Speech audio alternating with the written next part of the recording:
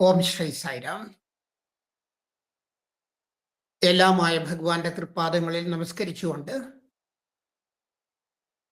District president Shri Satheesh, Shri Lakshmanan, ഈ കോളിലുള്ള സഹോദരി സഹോദരന്മാര് എല്ലാവർക്കും ഭഗവാന്റെ പൂർണ്ണമായ അനുഗ്രഹം ഉണ്ടാവട്ടെ എന്ന് പ്രാർത്ഥിക്കുന്നു. ഇന്നത്തെ സത്സംഗം തുടങ്ങാനായിട്ട് ഭഗവാനോട് അനുവാദവും സ്വാമിയുടെ അനുഗ്രഹവും പ്രാർത്ഥിച്ചുകൊണ്ട് എല്ലാവർക്കും സ്വാതന്ത്ര്യദിന ആശംസകള്. നമ്മുടെ മനസ്സിൽ ഈ രാജ്യത്തിന് വേണ്ടി എത്രയോ കാലം മുമ്പ് മുതൽ സ്വാതന്ത്ര്യം കിട്ടാനൊക്കെ വേണ്ടി ജീവത്യാഗം ചെയ്ത എല്ലാ സഹോദരീ സഹോദരന്മാരെയും സ്മരിച്ചുകൊണ്ട് ഭഗവാന്റെ അനുഗ്രഹം കൊണ്ട് ഇന്നത്തെ സത്സംഗം നമുക്ക് തുടങ്ങാം. ഇൻഡിപെൻഡൻസ് ഡേ ഡിവൈൻ ഡിസ്കോഴ്സില് സ്വാതന്ത്ര്യ ദിനത്തിന് സ്വാമി പലപ്പോഴും പ്രശാന്തിയിലേക്കില് ദിവ്യ പ്രഭാഷണം നടത്താറുണ്ട്. ആ ദിവ്യ പ്രഭാഷണങ്ങളില് എന്താണ് ശരിയായ സ്വാതന്ത്ര്യം എന്ന് സ്വാമി പറഞ്ഞു തരാറുണ്ട്. 47 ഓഗസ്റ്റ് 15 1947 ഓഗസ്റ്റ് 15 ഭാരതത്തിന് സ്വാതന്ത്ര്യം കിട്ടി. എന്നാണ് നമുക്ക് സ്വാതന്ത്ര്യം കിട്ടുക? ഓരോരുത്തർക്കും എന്നാണ് സ്വാതന്ത്ര്യം കിട്ടുക? എന്നാണോ നമ്മുടെ മനസ്സിൽ നിന്ന് എല്ലാ നെഗറ്റീവായ ചിന്തകളും മാറിപ്പോകുന്നത്, എന്നാണോ നമ്മുടെ മനസ്സിൽ നിന്ന് എല്ലാ തെറ്റായ ചിന്തകളും മാറിപ്പോകുന്നത്, അന്നാണ് നമുക്ക് സ്വാതന്ത്ര്യം കിട്ടുന്നത്. അപ്പൊ നമ്മുടെ സ്വാതന്ത്ര്യം എന്ന് പറഞ്ഞാൽ നന്മയെ മുറുകെ പിടിച്ചുകൊണ്ട് മുന്നോട്ട് പോകലാണ് എന്ന് സ്വാമി നമ്മളെ ഓർമ്മിപ്പിക്കുന്നുണ്ട്.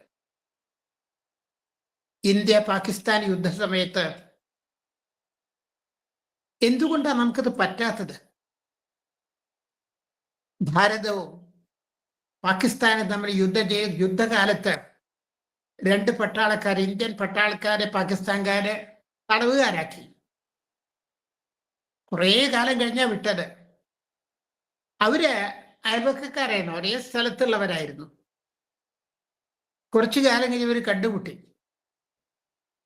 ഒരാൾ മറ്റേ പറഞ്ഞു, ആ കൊല്ലം നമ്മൾ പാകിസ്ഥാനിൽ ജീവിച്ച കാലല്ലേ, ഇനി ഞാൻ മറന്നിട്ടില്ല.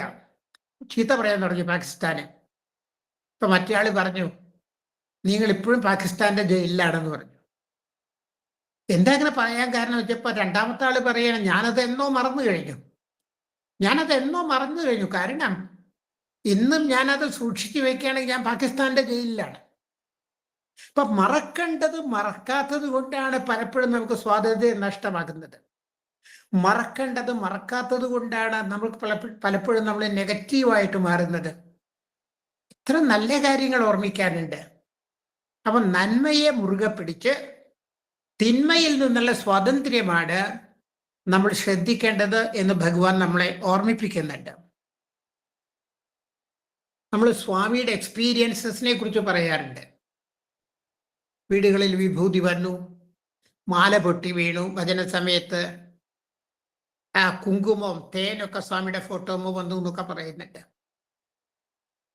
എന്താണ് എക്സ്പീരിയൻസിങ് സ്വാമി എന്ന് പറഞ്ഞാൽ എന്താണ്? ഭഗവാനെ എക്സ്പീരിയൻസ് ചെയ്യാന്ന് പറഞ്ഞാൽ എന്താണ്? നമ്മളെ ഭഗവാൻ ഓർമ്മിപ്പിക്കുകയാണ്. എക്സ്പീരിയൻസ് എന്ന് പറഞ്ഞാൽ എന്താണോ നമ്മൾക്ക് കിട്ടുന്നത് അതല്ല എക്സ്പീരിയൻസ്. അത് നമ്മളെ എങ്ങനെ ഉപയോഗിക്കുന്നു എന്നുള്ളതാണ് എക്സ്പീരിയൻസ്. ഉദാഹരണം പറഞ്ഞാൽ, നമ്മുടെ വീട്ടിലെ ഫോട്ടോമോ വിഭൂതി വന്നാൽ വിഭൂതി വന്നു എന്ന് എല്ലാവരും അറിയിക്കലല്ല എക്സ്പീരിയൻസ്. എൻ്റെ വീട്ടിൽ സ്വാമിയുടെ ദർശനം ഉണ്ടായതുകൊണ്ട്, എൻ്റെ വീട്ടിൽ സ്വാമിയുടെ പ്രസൻസ് ഉണ്ടായതുകൊണ്ട് ഞാൻ ഇനി കുറെ കൂടെ നല്ലവനാകും, സ്വാമിക്ക് ഇഷ്ടമുള്ള ആളാകുമെന്ന് പറയുന്ന സമയത്ത് അതാണ് എക്സ്പീരിയൻസ്. ഇപ്പൊ വിഭൂതി പ്രത്യക്ഷപ്പെടലല്ല എക്സ്പീരിയൻസ്.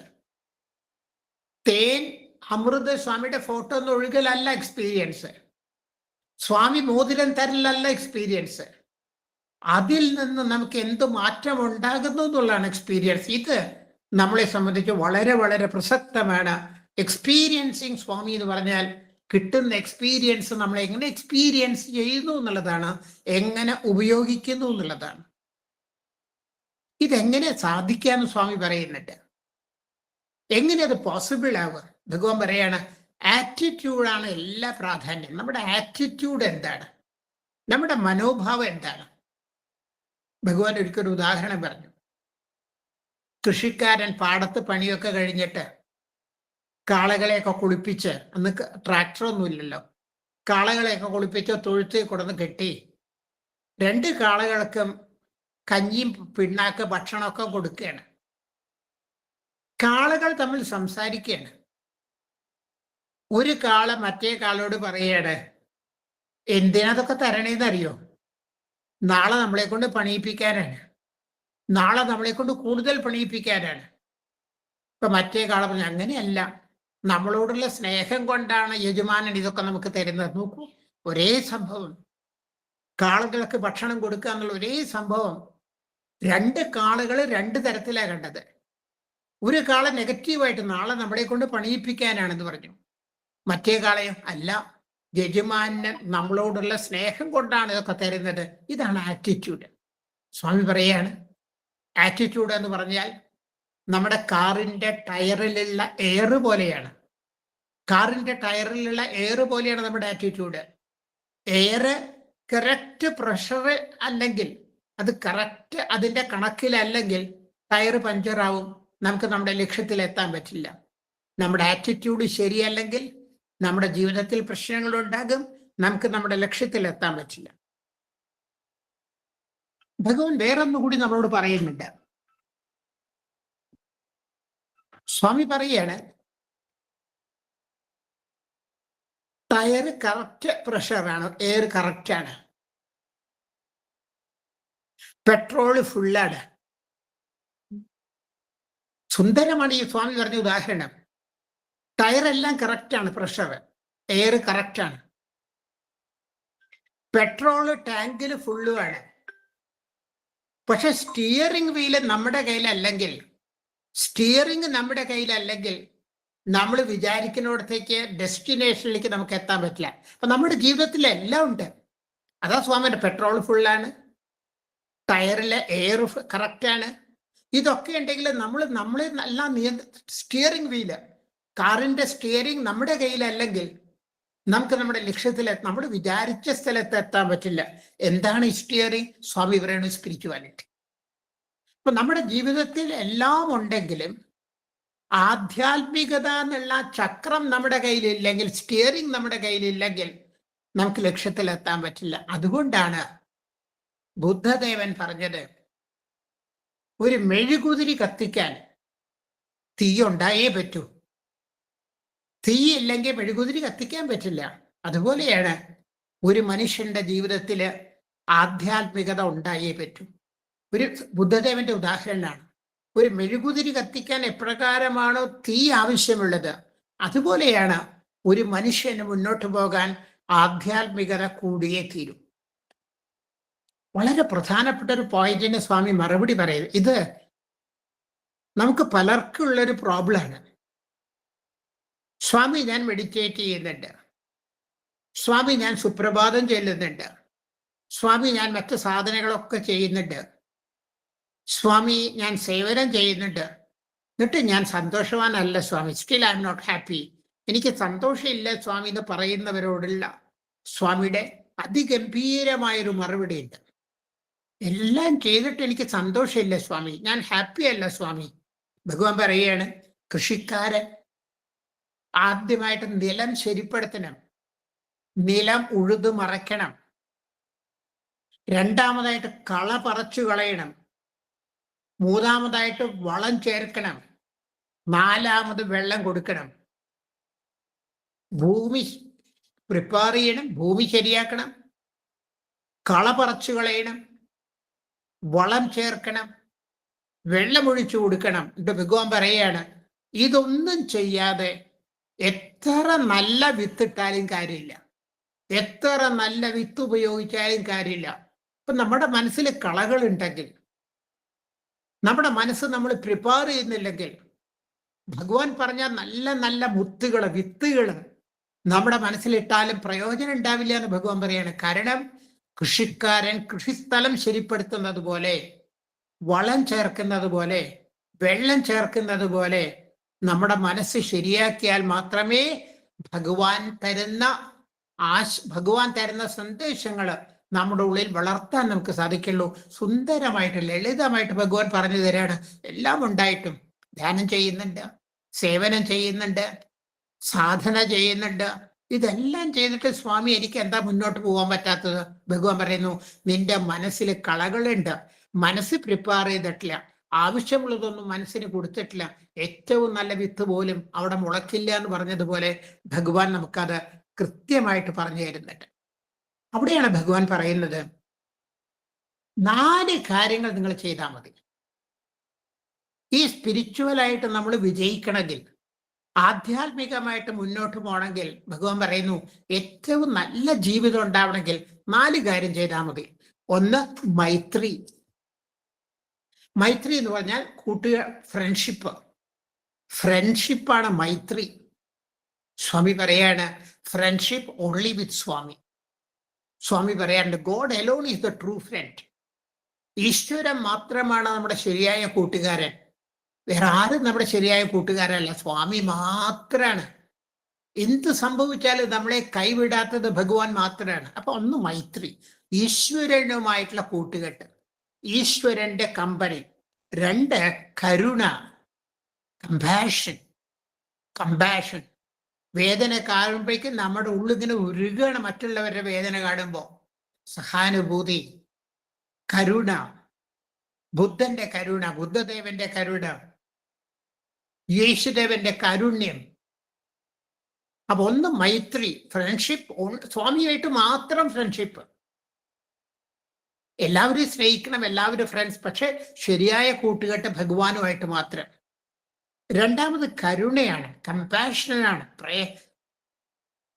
സഹാനുഭൂതിയാണ്. മറ്റുള്ളവരുടെ വേദന കാണുമ്പോൾ സ്വാമി പറയാറില്ലേ, കാലുമരും ഉള്ളു നിറച്ചാൽ കണ്ണിന്നാണ് കണ്ണീര് വരിക, കണ്ണാണ് മുള്ള എവിടെ ഇരിക്കണേന്ന് കാണിച്ചു തരിക, കയ്യിന്റെ വിരല് പോയിട്ടാണ് മുള്ളെടുത്ത് കളയാനായിട്ട് നോക്കുക. നമുക്ക് കാലുമല്ലേ തറച്ചെന്ന് പറഞ്ഞ് മറ്റുള്ളവർ മിണ്ടാതിരിക്കില്ല. സ്വാമിയോട് എവിടെ വേദനയുണ്ടെങ്കിലും കാലുമ്പ മുള്ളി കയറിയാൽ കണ്ണിൽ നിന്ന് വെള്ളം വരുന്നത് പോലെ, അത് വയനാടായാലും ശരി, വേറെ എവിടെ ആയാലും ശരി, എവിടെയാണോ വേദനയുള്ളത് ആ വേദന നമ്മളുടേതായി കാണലാണ് കരുണ, കമ്പാഷൻ. 3ാമത് മുദിത.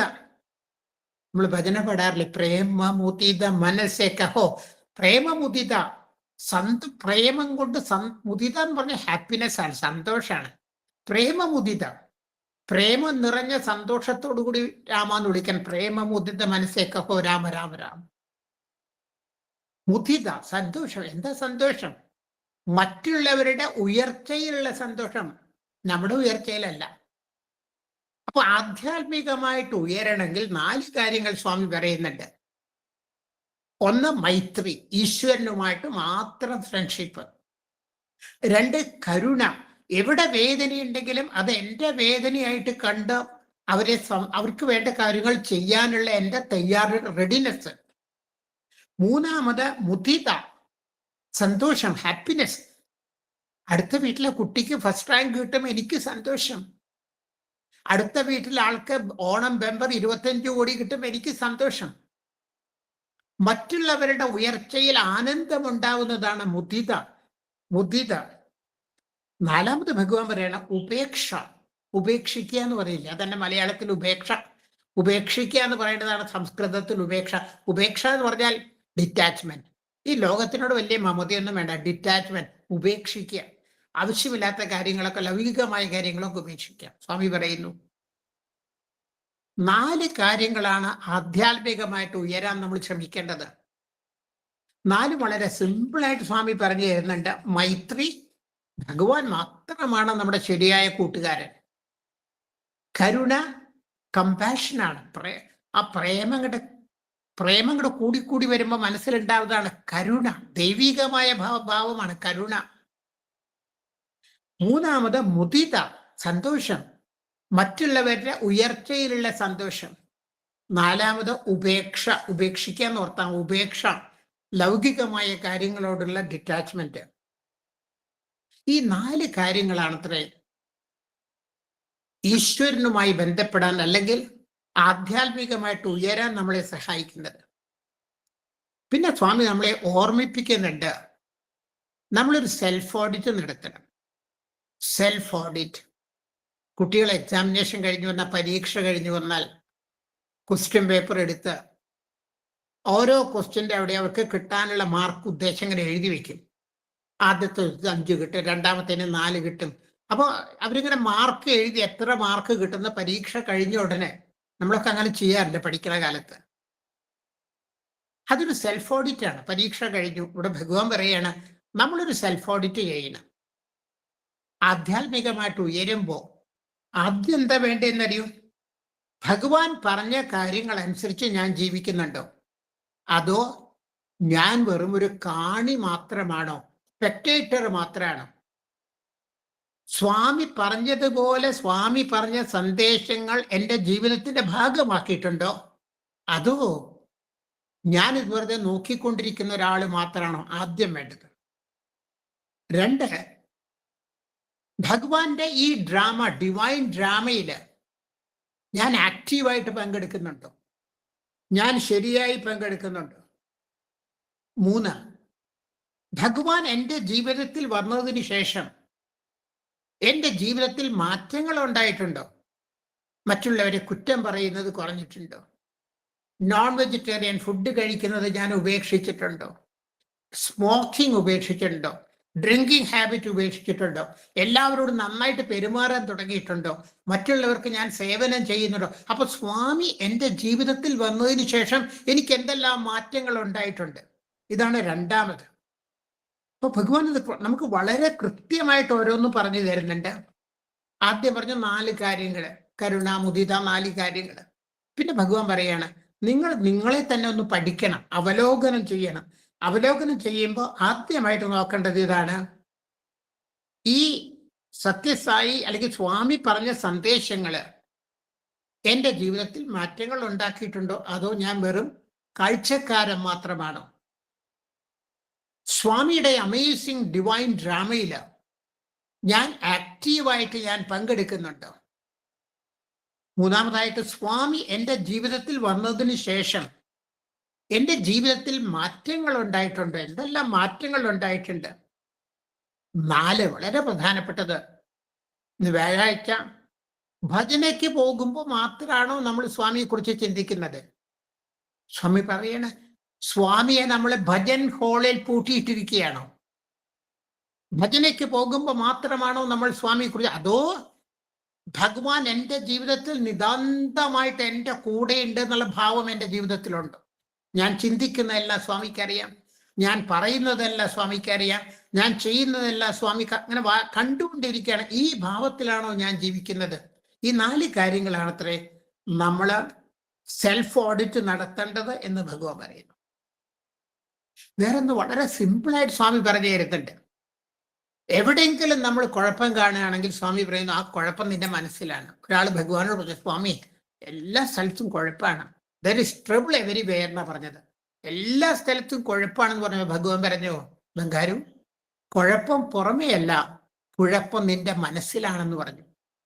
ഭഗവാൻ ആഞ്ജനേയ സ്വാമിയുടെ ഉദാഹരണം പറയുന്നുണ്ട്. ആഞ്ജനേയ സ്വാമി എവിടുന്നോ അകലെ പറന്നു വരണ സമയത്ത്, മുകളിലൂടെ വരണ സമയത്ത് താഴെ ലില്ലിപ്പൂക്കൾ നിൽക്കണ കണ്ടു.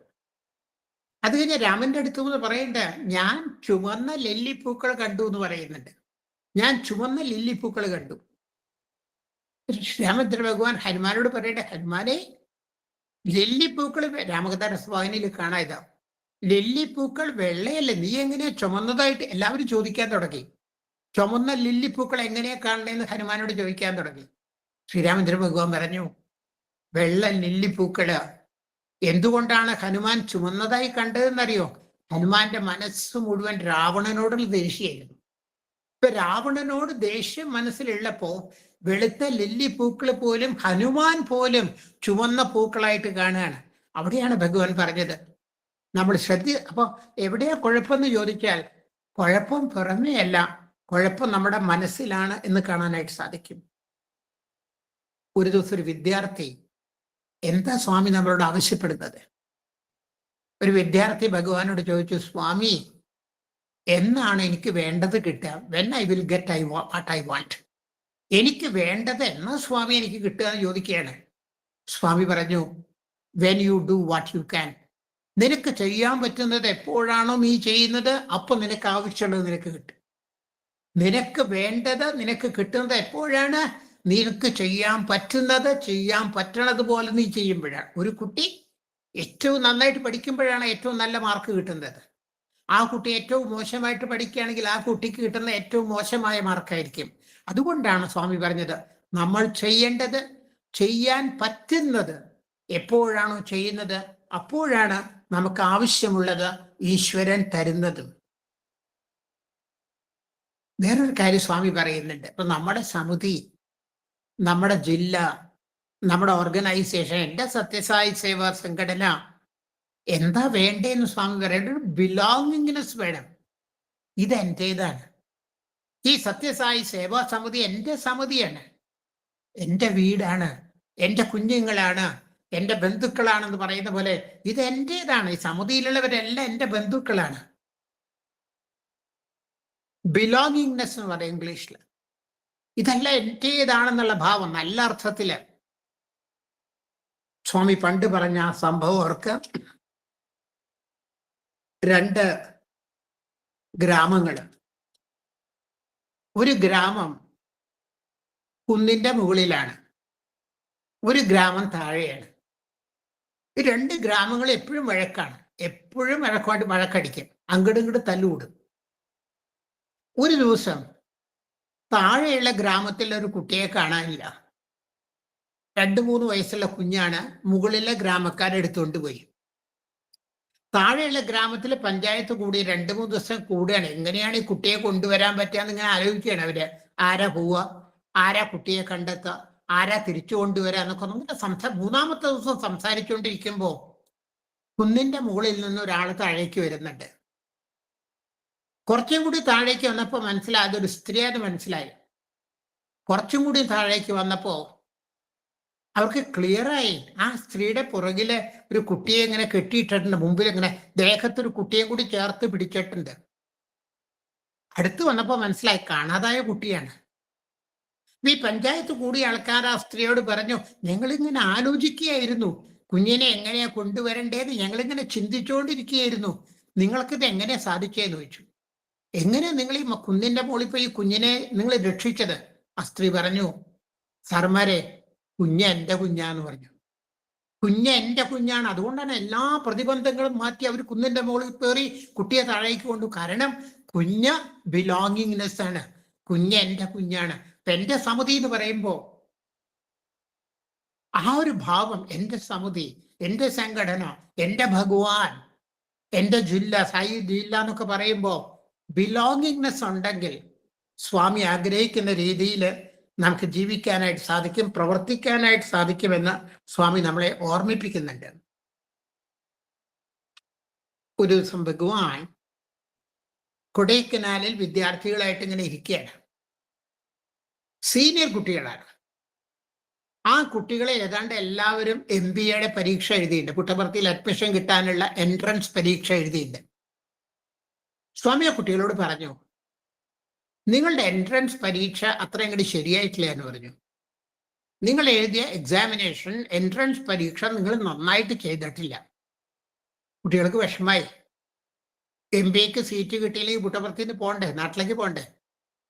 ഒരു കുട്ടി ചോദിച്ചു, സ്വാമിയുടെ യൂണിവേഴ്സിറ്റിയിൽ അഡ്മിഷൻ കിട്ടുന്നത് മാർക്ക് അനുസരിച്ചിട്ടാണോ ഗ്രേസ് അനുസരിച്ചിട്ടാണ്? ഗ്രേസ് സ്വാമിയുടെ അനുഗ്രഹം. സ്വാമിയുടെ അനുഗ്രഹം കൊണ്ടാണോ സീറ്റ് കിട്ടുന്നത്, മാർക്ക് അനുസരിച്ചിട്ടാണോ സീറ്റ് കിട്ടുന്നത്? സ്വാമി പറഞ്ഞ മറുപടി നമ്മൾ ശ്രദ്ധിക്കണം. സ്വാമി പറഞ്ഞു, സർ എന്ന് വിളിച്ചു, കളിയാക്കാണ്. സർ, മാർക്കും എൻ്റെ അനുഗ്രഹം എന്ന് പറഞ്ഞു.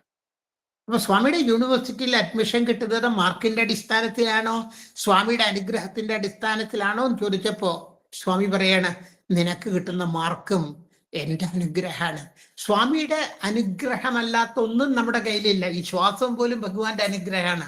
അതുകൊണ്ടാണ് സ്വാമി ആ കുഞ്ഞിന് അങ്ങനെ പറഞ്ഞു കൊടുക്കാനുള്ള കാരണം. ഈ സത്യസായി സേവാ സംഘടന പരമമായ സംഘടന നമുക്ക് രണ്ട് കാര്യങ്ങൾ ഓർമ്മിപ്പിക്കുന്നുണ്ട്. സത്യസായി സേവാ സംഘടന നമ്മളെ ഡ്യൂട്ടിയെ കുറിച്ച് ഓർമ്മിപ്പിക്കുന്നുണ്ട്. നമ്മളൊരു ഉപകരണവുമാണ്. സത്യസായി സേവാ സംഘടന ഡ്യൂട്ടിയാണ്. സത്യസായി സേവാ സംഘടന ഉപകരണമാണ്. ഡ്യൂട്ടിയാണ്, ടൂളുമാണ്. എന്താ എൻ്റെ അർത്ഥം?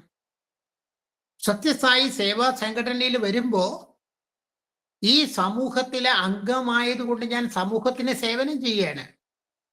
അതൊരു ഉപകരണം എന്ന് പറഞ്ഞാൽ എന്താ അർത്ഥം? എനിക്ക് മാറാനുള്ള ഉപകരണമാണ്.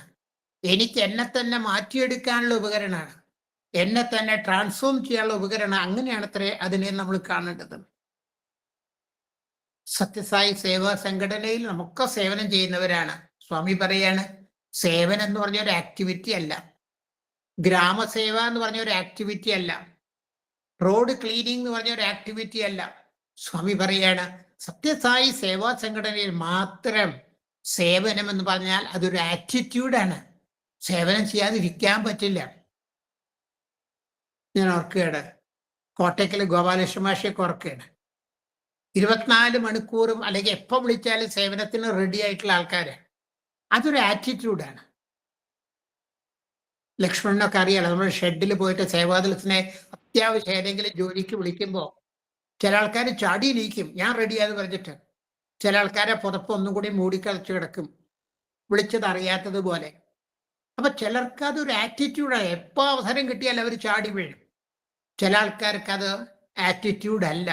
അതുകൊണ്ടാണ് സ്വാമി പറഞ്ഞത്, സത്യസായി സേവാ സംഘടനയിലെ സേവനം എന്ന് പറഞ്ഞാൽ അതൊരു ആറ്റിറ്റ്യൂഡാണ്. ഒരിക്കൽ വൃന്ദാവനില് ഹോളിനെക്ക് എന്ന് പറഞ്ഞ അയാളുടെ പ്രഭാഷണം ഉണ്ടായിരുന്നു. സായി രമേശ് ഹോളില്, ഇംഗ്ലണ്ടിൽ നിന്നാണ് അദ്ദേഹം വന്നത്. അദ്ദേഹം ഒരു കാര്യം പറയായിരുന്നു, എല്ലാ ദിവസവും വീട്ടിൽ സാൻഡ്വിച്ച് ഉണ്ടാക്കിയിട്ട് ഒരു ബാഗിൽ ഈ സാൻഡ്വിച്ചുമായിട്ട് അദ്ദേഹം ഇങ്ങനെ റോഡിലേക്ക് ഇറങ്ങും.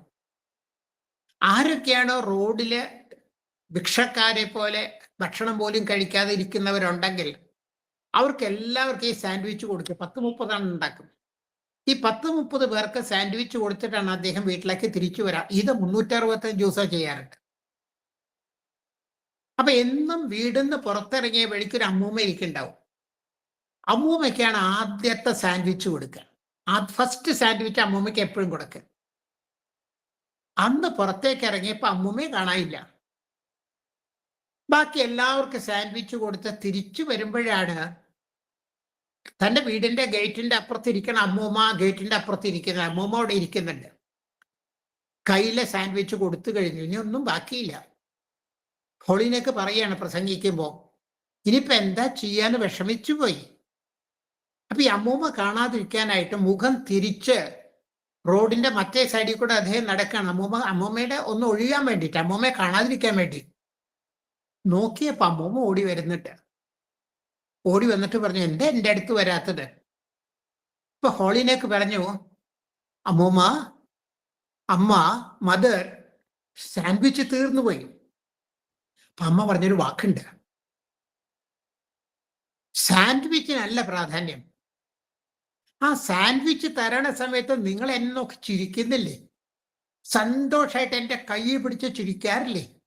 ആ ചിരിക്കാണ് പ്രാധാന്യം, അല്ലാതെ സാൻഡ്വിച്ചിനല്ല എനിക്ക് പ്രാധാന്യം. ആ ചിരിക്ക് വേണ്ടിയാണ് ഞാൻ നിങ്ങളുടെ പിന്നാലെ ഓടി വന്നത്. സ്വാമി പറയാൻ, ഇതാണ് സത്യസായി പ്രവർത്തനം. ഇതാണ് സ്വാമിയുടെ സേവ എന്ന് പറഞ്ഞാൽ. അതൊരു ആറ്റിറ്റ്യൂഡാണ്, ഒരിക്കലും അതിനൊരു ആക്ടിവിറ്റി ആയിട്ട് കാണരുത്. ഒരിക്കൽ ഭഗവാൻ പറഞ്ഞു, ഭഗവാന്റെ പ്രവർത്തകരൊക്കെ കർമ്മയോഗികളായിരിക്കണം. സ്വാമിയുടെ ആക്റ്റീവ് വർക്കേഴ്സ് എല്ലാം കർമ്മയോഗികളായിരിക്കണം. കർമ്മയോഗിയും സാധാരണ മനുഷ്യനും തമ്മിലുള്ള വ്യത്യാസം ഭഗവാൻ പറയുന്നുണ്ട്. സ്വാമി പറയാണ്, സാധാരണ ഒരാൾ പ്രവർത്തിക്കുന്നത് അയാളുടെ ഇഷ്ടത്തിനും അനിഷ്ടത്തിനും അനുസരിച്ചായിരിക്കും. അയാൾക്ക് ഇഷ്ടമുള്ള കാര്യങ്ങൾ ചെയ്യും, അയാൾക്ക് ഇഷ്ടമില്ലാത്ത കാര്യങ്ങൾ ചെയ്യൽ. ഇത് സാധാരണ മനുഷ്യൻ, ordinary man, working as per his likes and dislikes. അവനവന്റെ ഇഷ്ടത്തിനും അനിഷ്ടത്തിനും അനുസരിച്ച് കാര്യങ്ങൾ ചെയ്യുന്ന ആൾ സാധാരണ മനുഷ്യനാണ്. അപ്പൊ കർമ്മയോഗി ആരാണ്? സ്വാമി പറയാണ്, എൻ്റെ സ്വാമിക്ക് എന്താണ് ഇഷ്ടം, എൻ്റെ സ്വാമിക്ക് എന്താണ് ഇഷ്ടമല്ലാത്തത്? ഭഗവാന്റെ ഇഷ്ടവും ഭഗവാന്റെ ഇഷ്ടക്കേടും നോക്കിയിട്ട് ആരാണോ കാര്യങ്ങൾ ചെയ്യുന്നത് അദ്ദേഹമാണത്രേ കർമ്മയോഗി. എൻ്റെ ഇഷ്ടത്തിനും എൻ്റെ അനിഷ്ടത്തിനനുസരിച്ച് ഞാൻ കാര്യങ്ങൾ ചെയ്യുകയാണെങ്കിൽ ഞാനൊരു സാധാരണ മനുഷ്യനാണ്. എൻ്റെ സ്വാമിക്ക് ഇഷ്ടമുള്ള കാര്യങ്ങൾ മാത്രം ചെയ്ത് എൻ്റെ സ്വാമിക്ക് വേണ്ടാന്ന് പറഞ്ഞ കാര്യങ്ങൾ ചെയ്യാതിരിക്കുകയാണെങ്കിൽ ഞാൻ കർമ്മയോഗിയാണ്. എന്നിട്ട് ഭഗവാൻ പറഞ്ഞു, സത്യസായി സേവാ സംഘടനയിൽ എല്ലാവരും കർമ്മയോഗികളായിരിക്കും. കാരണം എൻ്റെ ഇഷ്ടത്തിനനുസരിച്ചല്ല, എൻ്റെ സ്വാമിയുടെ ഇഷ്ടത്തിനാണ് ചെയ്യേണ്ടത്. അടുത്ത വളരെ പ്രസക്തമായൊരു ചോദ്യത്തിന് സ്വാമി മറുപടി പറയുന്നുണ്ട്. നമ്മൾ എല്ലാവരും ഡിവോട്ടീസാന്ന് പറയാറുണ്ട്. നമ്മളെല്ലാം ആരാ സായി ഡിവോട്ടിയാന്ന് പറയും. ആരാ ഒരു ഡിവോട്ടി എന്ന് നമുക്കറിയില്ല, സ്വാമിക്ക് മാത്രമേ അറിയുള്ളൂ. വൃന്ദാവനില് വൈറ്റ് ഫീൽഡില് താമസിക്കുന്ന ഒരു ലേഡി ഉണ്ട്. സ്വാമി എപ്പോഴും അവർ ഇന്റർവ്യൂവിന് വിളിക്കാറുണ്ട്.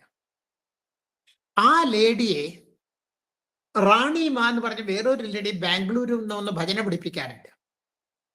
ഈ റാണിമ എല്ലാ ദിവസവും ഒന്ന് ഇവരെ ഭജന പഠിപ്പിക്കും. ബാംഗ്ലൂരിൽ നിന്ന് വരും, ട്രെയിനിൽ വരും, ട്രെയിനിൽ തിരിച്ചു പോകും.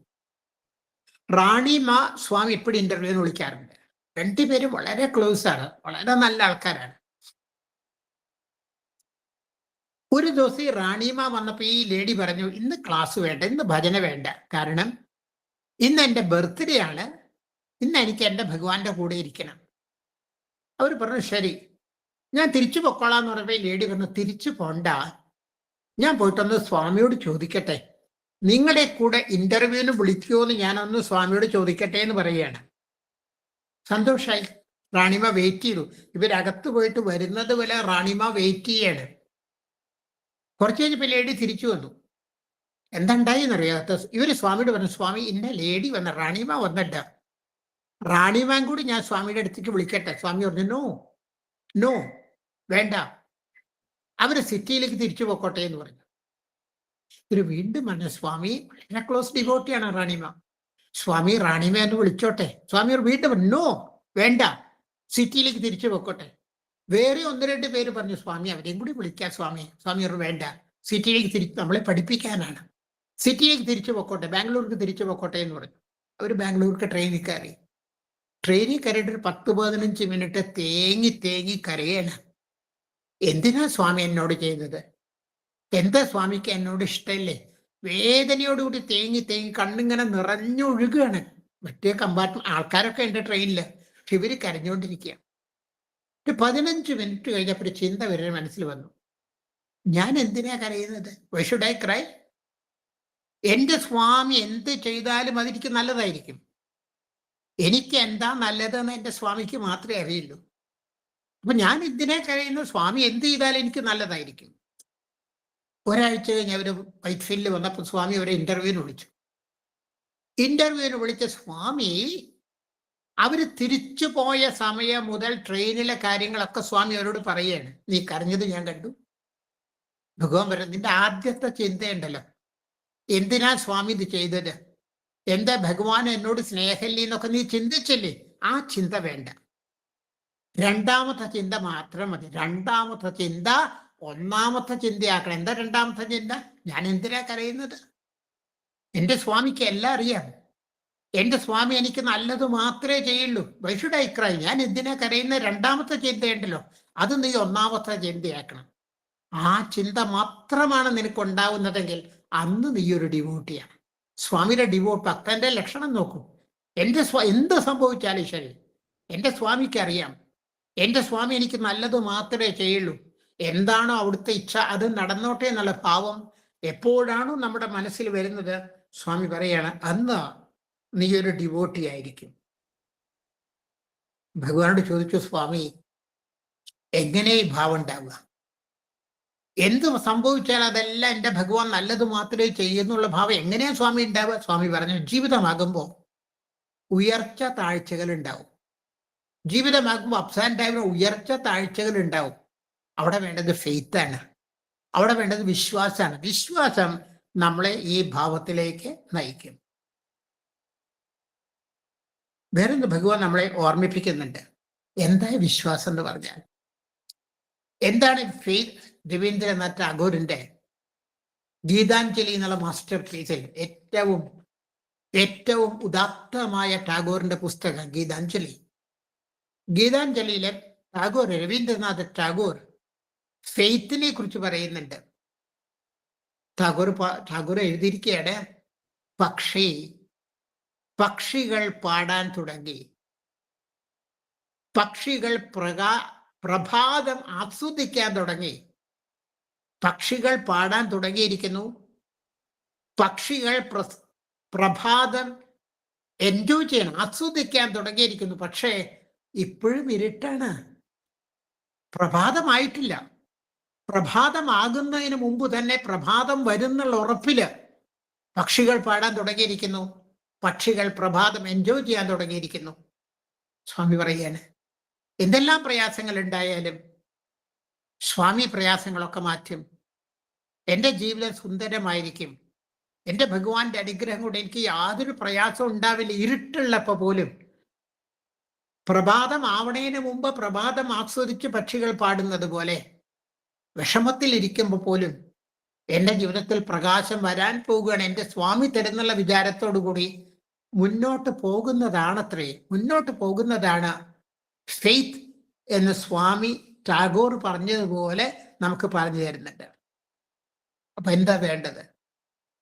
പണ്ട് എപ്പോഴും നമ്മൾ പറഞ്ഞൊരു ഉദാഹരണമുണ്ട്, ഡോക്ടർ വേണുഗോപാൽ. ഏറ്റവും കൂടുതൽ കുട്ടികളുടെ ഹൃദയ ശസ്ത്രക്രിയ നടത്തിയ സൂപ്പർ സ്പെഷ്യാലിറ്റി സ്വാമിയുടെ ഡിവോട്ടിയാണ്. സൂപ്പർ സ്പെഷ്യാലിറ്റി ഹോസ്പിറ്റൽ തുടങ്ങി അന്ന്, ഇനോഗ്രേറ്റ് ചെയ്യുന്ന അന്ന് ഹാർട്ട് ഓപ്പറേഷൻ നടത്തിയ ഡോക്ടർ വേണുഗോപാൽ. ലോകത്തിലെ ഏറ്റവും കൂടുതൽ കുട്ടികളുടെ ഹൃദയ ശസ്ത്രക്രിയ നടത്തിയത് ഡോക്ടർ വേണുഗോപാൽ ആയതുകൊണ്ട് ഡോക്ടർ വേണുഗോപാലിനെ ഫെലിസിറ്റേറ്റ് ചെയ്യാൻ വേണ്ടി, ആദരിക്കാൻ വേണ്ടി ഡൽഹിയിൽ ഒരു മീറ്റിംഗ് ഉണ്ടായിരുന്നു. ആ മീറ്റിങ്ങിൽ അധ്യക്ഷം വഹിച്ചത് ദലൈലാമയാണ്.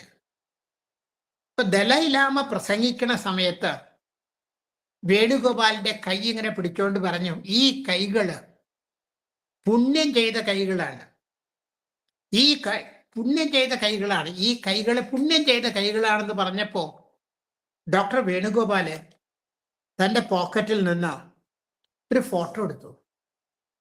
ആ ഫോട്ടോ സ്വാമിയുടെ ഫോട്ടോ ആണ്. വേണുഗോപാൽ അടുത്ത് നിൽക്കുന്നുണ്ട്. ഡോക്ടർ വേണുഗോപാലിന്റെ രണ്ട് കൈകളും സ്വാമിയുടെ തൃക്കരത്തിന്റെ ഉള്ളിലാണ്. രണ്ട് ഭാഗത്തും സ്വാമി ഇങ്ങനെ താഴെ മുകളിലും വേണുഗോപാലിന്റെ കൈ സ്വാമി ഇങ്ങനെ പിടിച്ചോണ്ടിരിക്കുകയാണ്. ഈ ഫോട്ടോ ദലൈലാമയെ കാണിച്ചു കൊടുത്തിട്ട് ഡോക്ടർ വേണുഗോപാൽ പറഞ്ഞു, എൻ്റെ കൈകൾ പുണ്യമായ കൈകളായതുകൊണ്ടല്ല, എൻ്റെ കൈകൾ എവിടെ ഇരിക്കണേ നോക്കാൻ പറഞ്ഞു. എൻ്റെ കൈകൾ എവിടെ ഇരിക്കുന്ന ഭഗവാന്റെ കൈയിൻ്റെ ഉള്ളിലാണ് എൻ്റെ കൈ. അതുകൊണ്ട് ചെയ്യുന്നതല്ല സ്വാമി മാത്രമാണ്, ഞാനല്ല. ഭഗവാനാണ് എല്ലാ ഓപ്പറേഷൻ നടത്തുന്നത്, ഞാനല്ല. അതുകൊണ്ടാണ് എല്ലാം വിജയിക്കുന്നത് എന്ന് വേണുഗോപാല് ദലൈലാമയോട് തിരിച്ചു മറുപടി പറയാണ്. ഈ വിശ്വാസം, എൻ്റെ സ്വാമിയാണ് എല്ലാം ചെയ്യുന്നത് എന്നുള്ള വിശ്വാസം, ഇതാണത്രേ നമുക്ക് വേണ്ടത്. സ്വാമി പറയാറുണ്ട്, സ്വാമിയിലുള്ള വിശ്വാസം എന്ന് പറഞ്ഞാൽ സ്വാമിക്ക് ചെയ്യാൻ കഴിയുമെന്ന് പറയുന്നതിലല്ല, സ്വാമി ക്യാൻ ഡു ദാറ്റ് എന്ന് പറയുന്നതിലല്ല, സ്വാമി വിൽ ഡു ദാറ്റ്. സ്വാമിക്ക് ചെയ്യാൻ കഴിയുമെന്ന് പറയുന്നത് വിശ്വാസമല്ല, സ്വാമി ചെയ്തിരിക്കുന്നു പറയുന്നതാണത്രേ വിശ്വാസവും. അതിനെന്താ വേണ്ടേ? ഭഗവാൻ പറഞ്ഞ കാര്യങ്ങൾ ജീവിതത്തിൽ പകർത്തണം. ഒരു പ്രഭാഷണത്തിൽ ഭഗവാൻ പറഞ്ഞു, ഭാഗവതം വിനണ്ടി, ഭാഗവതം വിനണ്ടി, നിങ്ങൾ ഭാഗവതം വായിക്കണം, വിനണ്ടി. അത് കഴിഞ്ഞവനോ ഭാഗവതം തിനണ്ടി, നിങ്ങൾ ഭാഗവതം കഴിക്കാനും പറഞ്ഞു. ഭാഗവതം വിനണ്ടി എന്ന് പറഞ്ഞാൽ ഭാഗവതം വായിക്കണം, യു റീഡ് ഭാഗവത. ഭാഗവത തിനണ്ടി എന്ന് പറഞ്ഞാൽ ഭാഗവതം യു ഈറ്റ് ഭാഗവതം കഴിക്കണം. എന്താ അർത്ഥം? ഭാഗവതത്തിൽ പറയുന്ന കാര്യങ്ങള് ജീവിതത്തിന്റെ ഭാഗമാകണം. സ്വാമി പറയുന്ന കാര്യങ്ങള് ജീവിതത്തിന്റെ ഭാഗമാകണം. സ്വാമിയുടെ കോളേജിലെ കുട്ടികളെ ക്ലാസ് കഴിഞ്ഞ് തിരിച്ചു പോവുകയാണ്, ബാംഗ്ലൂര് ട്രെയിനിലിരിക്കുകയാണ്. ഇപ്പൊ സ്വാമിയുടെ മന്ദിരത്തിൽ ഇരിക്കുമ്പോൾ ഒരു കുട്ടി ഭഗവാനോട് ചോദിക്കുകയാണ്, സ്വാമി, എങ്ങനെയാണ് ഞാൻ ഇതിന്റെ കടപ്പാട് തിരിച്ചു തരേണ്ടത്? സ്വാമി ഇത്രയും പഠിപ്പിച്ച് എന്നെ ഈ നിലയിൽ എത്തിച്ചില്ലേ, എൻ്റെ നന്ദി ഞാൻ എങ്ങനെയാണ് സ്വാമിക്ക് തിരിച്ചു തരണ്ടേ എന്ന് ചോദിച്ചപ്പോ, ഇതാണ് നമ്മൾ ചെയ്യേണ്ടത്, ഇത് മാത്രമേ നമ്മൾ ചെയ്യാൻ പാടുള്ളൂ. സ്വാമി പറഞ്ഞു, ഞാൻ നിങ്ങൾക്ക് ഒരുപാട് സന്തോഷം തന്നിട്ടുണ്ട്, ഞാൻ നിങ്ങളെ ഒരുപാട് ഹാപ്പി ആക്കിയിട്ടുണ്ട്. ഈ സന്തോഷം മറ്റുള്ളവരായിട്ട് ഷെയർ ചെയ്യുക, ഇതാണ് നിങ്ങൾ എന്നോട് ചെയ്യേണ്ട കടപ്പാട്. ഞാൻ നിങ്ങളെ ഒരുപാട് ഹാപ്പി ആക്കിയിട്ടുണ്ട്. ഞാൻ നിങ്ങൾക്ക് ഒരുപാട് ആനന്ദം തന്നിട്ടുണ്ട്. ഈ ആനന്ദം മറ്റുള്ളവരുമായിട്ട് പങ്കുവെക്കുക, മറ്റുള്ളവരുമായിട്ട് ഷെയർ ചെയ്യുക. അതാണ് സ്വാമിയോടുള്ള സ്നേഹം, സ്വാമിയോടുള്ള കടപ്പാട് എന്ന് പറഞ്ഞാൽ ഇതാണത്രേ നമ്മൾ ചെയ്യേണ്ടത്. ഭഗവാൻ പറയാണ്, എന്താണ് സ്വാമിയെ ഹാപ്പി ആക്കുക? സ്വാമി പറഞ്ഞു, കെട്ടിടങ്ങൾ എന്നെ ഹാപ്പി ആക്കില്ല, സൂപ്പർ സ്പെഷ്യാലിറ്റി ഹോസ്പിറ്റൽ എന്നെ ഹാപ്പി ആക്കില്ല, വാട്ടർ പ്രോജക്റ്റ് എന്നെ ഹാപ്പി ആക്കില്ല. ഉദാഹരണം പറഞ്ഞു, അച്ഛനും അമ്മയ്ക്കും എപ്പോഴാണ് ഹാപ്പി ആവുക? മക്കളുടെ വീട് കണ്ടിട്ടല്ല ഹാപ്പി ആവുക, മക്കളുടെ കാറ് കണ്ടിട്ടല്ല ഹാപ്പി ആവുക, മക്കളുടെ സ്വഭാവം കാണുമ്പോഴാണ് അവർ ഹാപ്പി ആവുക. സ്വാമി പറയാണ്, അച്ഛനും അമ്മയും പേരൻസ് കുട്ടികളുടെ സ്വഭാവം കാണുമ്പോഴാണ് ഹാപ്പി ആവുക. അതുപോലെ സ്വാമിക്ക് ഏറ്റവും സന്തോഷം നമ്മൾ നല്ല സ്വഭാവമുള്ള ആളുകളായിട്ട് ഇരിക്കലാണ് അത്രയും. വേറൊന്നുകൂടി സ്വാമി നമ്മളെ ഓർമ്മിപ്പിക്കുന്നുണ്ട്. ഭഗവാൻ പറയാണ്, നമ്മൾ പൂർണ്ണമായിട്ടും മനസ്സ് ശുദ്ധമാക്കണം. മനസ്സ് ശുദ്ധമാക്കണതിന് ഭഗവാൻ സുന്ദരമായൊരു ഉദാഹരണം പറയുന്നുണ്ട്. മദർ യശോദ ഉണ്ണിക്കണ്ണനെ വിളിച്ച് പറയത്രേ, കണ്ണ, എന്തിനാ നീ അടുത്ത ഗോപസ്ത്രീകളുടെ വീട്ടിൽ പോയിട്ട് വെണ്ണയൊക്കെ കക്കണത്? ഇവിടെ ധാരാളം വെണ്ണ ഇരിക്കണ്ട, പാലിരിക്കണ്ട, തൈര് ഇരിക്കുന്നുണ്ട്, നിനക്ക് ഇതൊക്കെ കഴിച്ചാൽ പോരെ? എന്തിനാ ഗോപികമാരുടെ വീട്ടിൽ പോയിട്ട് ഇതൊക്കെ കക്കണത്? ഉണ്ണികൃഷ്ണൻ, ഉണ്ണിക്കണ്ണൻ മദർ യശോദയോട് പറഞ്ഞൊരു ഉത്തരമുണ്ട്. അമ്മ എന്ന് സ്വാമി പറയാണ്, അമ്മ എന്ന് വിളിച്ചിട്ട് ഉണ്ണികൃഷ്ണൻ പറഞ്ഞു ഉത്തരം. കൃഷ്ണൻ പറഞ്ഞു, അമ്മ, ഗോപസ്ത്രീകൾ തൈര് കലക്കുമ്പോ എന്നെ കുറിച്ച് പാടിയിട്ടാണ് തൈര് കലക്കണത്. അവരുടെ വളകൾ പോലെ ഈ തൈര് കലക്കുമ്പോൾ അവരുടെ വളകൾ കിടന്ന് കുപ്പിവളകൾ ഇങ്ങനെ ആടും, ശബ്ദം ഉണ്ടാക്കും. അതുപോലും കൃഷ്ണ കൃഷ്ണ കൃഷ്ണ എന്നാണ് വളകൾ പോലും വിളിക്കുന്നത്. ഞാൻ അവരുടെ വെണ്ണയല്ല കേൾക്കുന്നത്, ആ വെണ്ണ മുഴുവൻ ഭക്തിയാണ്, ആ വെണ്ണ വേദമാണ്. കൃഷ്ണൻ പറയുന്നത്, ആ വെണ്ണ വേദമാണ്, അതാണ് ഞാൻ കേൾക്കുന്നത്. ഞാൻ ചിത്തചോരനാണ്, അല്ലാതെ വെണ്ണയും പാലും തൈരല്ല കേൾക്കുന്നത്. അവരുടെ വെണ്ണ എന്ന് പറഞ്ഞ വേദമാണ്. കൃഷ്ണ ഒരു വാചകം കൂടി ചോദിച്ചു അത്രേ, ഇവിടെ ആരെങ്കിലും അങ്ങനെ തൈര് കലക്കാറുണ്ടോ എന്ന് ചോദിച്ചു. അമ്മ, ഈ വീട്ടില് ആ ഭാവത്തോടു കൂടി ആരെങ്കിലും തൈര് കലക്കാറുണ്ടോ എന്ന് കൃഷ്ണൻ അമ്മയോട് ചോദിക്കുകയാണ് അത്രേ. ഒന്നുകൂടി പറഞ്ഞു നമുക്ക് ഇന്നത്തെ സത്സംഗം നിർത്താം. എപ്പോഴാണ് നമ്മൾ ഭഗവാനുമായിട്ട് ഒന്നായി ചേരുക? ജീവിച്ചിരിക്കുമ്പോൾ തന്നെ നമുക്ക് ഭഗവാനുമായിട്ട് ഒന്നായി ചേരാൻ പറ്റുമോ? യമുനാ തീരത്ത് രണ്ട് ഗോപികമാരിങ്ങനെ നടക്കുകയാണ് സംസാരിച്ചുകൊണ്ട്. സ്വാമി പറയാണ്, നീരജയും സരളയും, രണ്ട് ഗോപസ്ത്രീകൾ.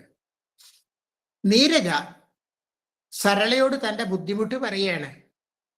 കൃഷ്ണ കൃഷ്ണ കൃഷ്ണ എന്ന് വിളിക്കുമ്പോൾ ഞാൻ കൃഷ്ണനായിട്ട് മാറുന്നു, കൃഷ്ണ കൃഷ്ണ കൃഷ്ണ എന്ന് പ്രാർത്ഥിക്കുമ്പോൾ ഞാൻ കൃഷ്ണനായിട്ട് മാറുന്നു.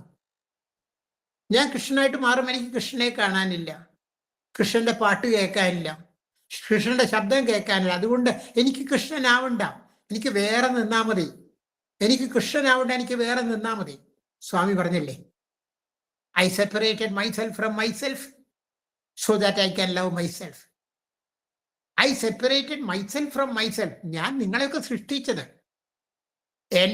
ഞാൻ എന്നിൽ നിന്ന് കുറച്ചങ്ങോട്ട് വേർപെടുത്തിയതാണ്, സെപ്പറേറ്റ് ചെയ്തതാണ് എനിക്ക് എന്നെ സ്നേഹിക്കാൻ വേണ്ടി. അപ്പൊ ഈ നീരജ സരളോട് പറയാൻ, എനിക്ക് പറ്റുന്നില്ല, എനിക്ക് വേറെ ആയാൽ മതി, എനിക്ക് കൃഷ്ണനെ കേൾക്കണം, എനിക്ക് കൃഷ്ണന്റെ പാട്ട് കേൾക്കണം, കൃഷ്ണൻ പറയുന്നത് കേൾക്കണം, എനിക്ക് കൃഷ്ണനാവണ്ട. സരള നീരജയ്ക്ക് മറുപടി പറയുന്നുണ്ട്. സരള പറയാണ്, നിന്റെ ഈ ഭയം അസ്ഥാനത്താണ്, നീ വെറുതെ ഭയപ്പെടുകയാണ്. ശ്രദ്ധിച്ചോളൂ, നീ കൃഷ്ണനെ കോണ്ടംപ്ലേറ്റ് ചെയ്യുമ്പോ, നീ കൃഷ്ണനെ വിചാരിച്ചിരിക്കുമ്പോ കൃഷ്ണൻ നിന്നെ കുറിച്ച് വിചാരിച്ചുകൊണ്ടിരിക്കുകയാണ്. അതുകൊണ്ട് നീ കൃഷ്ണനായിട്ട് മാറുന്നത് കൃഷ്ണന്റെ സ്നേഹവും നിന്റെ സാധനയുമാണ്. ഒന്നുകൂടി ആ വാചകം പറയാം. സരള പറഞ്ഞു, നീ കൃഷ്ണനായിട്ട് മാറുന്നത് കൃഷ്ണന് നിന്നോടുള്ള സ്നേഹവും കൃഷ്ണനോടുള്ള നിന്റെ സാധനയുമാണ്. ഇതല്ലേ നമ്മുടെ ഭഗവാൻ പറഞ്ഞത്. എപ്പോഴാണോ നീ എന്നെ ചിന്തിക്കുന്നത്, അപ്പൊ ഞാൻ നിന്നെ ചിന്തിച്ചുകൊണ്ടിരിക്കും. When you think of me, I will think of U.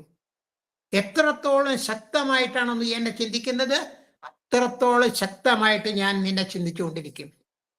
ഒരു ദിവസം ധർമ്മപുത്രര് ഭഗവാൻ കൃഷ്ണന്റെ മുറിയിൽ വന്നപ്പോ കൃഷ്ണൻ മെഡിറ്റേറ്റ് വന്നിരിക്കുക, കൃഷ്ണൻ ധ്യാനിച്ചുകൊണ്ടിരിക്കുകയാണ്. ധർമ്മപുത്രർക്ക് അത്ഭുതം, എല്ലാവരും കൃഷ്ണനെയാണ് ധ്യാനിക്കുന്നത്. കൃഷ്ണൻ ആരെയാ ധ്യാനിക്കുന്നതെന്ന് തോന്നുകയാണ് മനസ്സിൽ. കൃഷ്ണന്റെ കണ്ണിൽ നിന്ന് കണ്ണീരൊഴുകുന്നുണ്ട്. കണ്ണടച്ച് ധ്യാനിച്ചുകൊണ്ടിരിക്കുകയാണ്. ഭഗവാന്റെ കണ്ണിൽ നിന്ന് കണ്ണീരിങ്ങനെ ഒഴുകിക്കൊണ്ടിരിക്കുന്നുണ്ട്. ധർമ്മപുത്രർ അവിടെ വെയിറ്റ് ചെയ്ത് കൃഷ്ണൻ കണ്ണ് തുറന്നപ്പോ ഭഗവാൻ പറയാ, സ്വാമി പറഞ്ഞതാണ്, ധർമ്മപുത്രര് യുധിഷ്ഠിരൻ ഭഗവാൻ കൃഷ്ണനോട് ചോദിക്കുന്നുണ്ട്, ഞങ്ങൾ എല്ലാവരും അങ്ങയാണ് ധ്യാനിക്കുന്നത്, അങ്ങ് ആരെക്കുറിച്ചാ ധ്യാനിക്കണേ ചോദിക്കുന്നുണ്ട്. അങ്ങ് ആരെ ധ്യാനിച്ചുകൊണ്ട് ആരെക്കുറിച്ചാ വിചാരിച്ചുകൊണ്ടിരിക്കണത്? ഭഗവാൻ കൃഷ്ണൻ പറഞ്ഞു, യുധിഷ്ഠിര, ഞാൻ ശരശയ്യയിൽ കിടക്കുന്ന ഭീഷ്മനെ കുറിച്ച് ആലോചിച്ചുകൊണ്ടിരിക്കുകയാണ്. കാരണം ശരശയ്യയിലായിട്ട് പോലും, ആ വേദനയിൽ പോലും ഭീഷ്മരെ എന്നെ കുറിച്ച് ആലോചിച്ചുകൊണ്ടിരിക്കുകയാണ്. ആ വിഷമത്തിൽ പോലും ഭീഷ്മരെ എന്നെ കുറിച്ച് മാത്രമേ ചിന്തിക്കുന്നുള്ളൂ. ധർമ്മപുത്രരോട് പറയാണ്, യുധിഷ്ഠിര, അതുകൊണ്ട് ഞാൻ എന്നെ കുറിച്ച് ആലോചിക്കുന്ന ഭീഷ്മരെ കുറിച്ച് ആലോചിച്ചപ്പോ എന്റെ കണ്ണ് നിറഞ്ഞു പോയതാണ് ഭീഷ്മരുടെ ഭക്തി കണ്ടിട്ട് എന്ന് പറയാണ്. ഇതാണ് സത്യം. മനസ്സിൽ തട്ടി നമ്മൾ സ്വാമിയെ കുറിച്ച് ആലോചിച്ചുകൊണ്ടിരിക്കുമ്പോ സംശയം വേണ്ട, ആ സമയത്തെല്ലാം ഭഗവാൻ നമ്മളെ കുറിച്ച് ആലോചിച്ചുകൊണ്ടിരിക്കുകയാണ്. ഭഗവാൻ നമ്മളെ കുറിച്ച് ആലോചിച്ചുകൊണ്ടിരിക്കുകയാണ്. മാത്രമല്ല, എത്ര ശക്തമായിട്ടാണോ നമ്മൾ നമ്മുടെ ഭഗവാനെ കുറിച്ച് ആലോചിക്കുന്നത്, അത്ര ശക്തമായിട്ട് സ്വാമി നമ്മളെ കുറിച്ച് ആലോചിക്കുക. അതുകൊണ്ട് ഒരു നിമിഷം പോലും വേസ്റ്റ് ചെയ്യാതെ എപ്പോഴും നമുക്ക് ഭഗവാനെ കുറിച്ച് ആലോചിക്കാൻ സാധിക്കണം. അപ്പൊ സ്വാമി എപ്പോഴും നമ്മളെ കുറിച്ച് ആലോചിച്ചുകൊണ്ടിരിക്കും. ഇത് തന്നെയാണ് നമ്മുടെ ലക്ഷ്യം, ഇത് തന്നെയാണ് നമ്മുടെ സാധന, ഇത് തന്നെയാണ് നമ്മുടെ ആധ്യാത്മികത. എല്ലാവർക്കും സ്വാമിയുടെ പൂർണ്ണ അനുഗ്രഹം ഉണ്ടാവട്ടെ എന്ന് പ്രാർത്ഥിക്കുന്നു. സ്വാമി പറയിപ്പിച്ച ഓരോ വാക്കും പൂജാപുഷ്പങ്ങളായിട്ട് സ്വാമിയുടെ തൃപ്പാദത്തിൽ സമർപ്പിക്കുന്നു. ജയ് സായിരാം. സായിരാം സാർ.